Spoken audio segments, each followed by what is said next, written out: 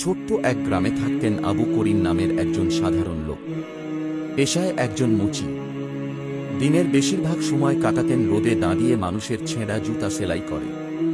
কারো চোখে তিনি ছিলেন না গুরুত্বপূর্ণ কেউ, না আলেম, না ধনী, না নেতা।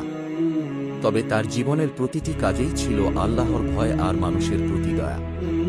যখন কেউ জুতা ঠিক করাতে আসত, তিনি বলতেন, যদি তোমার কাছে আজ টাকা না থাকে, পরে দিও, আমি দোয়া চাই শুধু।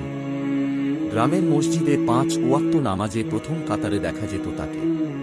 কখনো কারো উপর রাগ করতেন না, গীবত করতেন না, এমনকি অপমান পেলে মুখ ফিরিয়ে হাসতেন।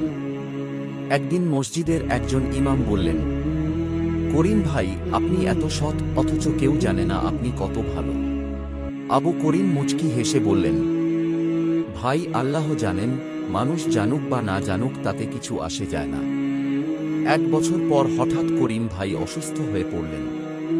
হাসপাতালে নেয়ার আগেই তিনি ইন্তেকাল করেন।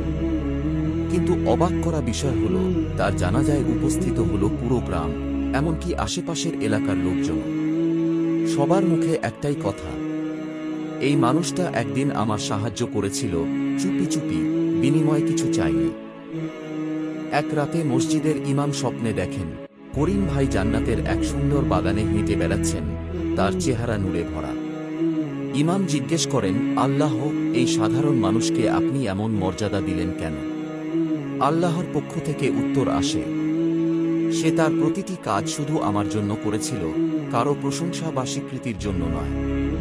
সে ছিল আমার এক প্রিয় বান্দা।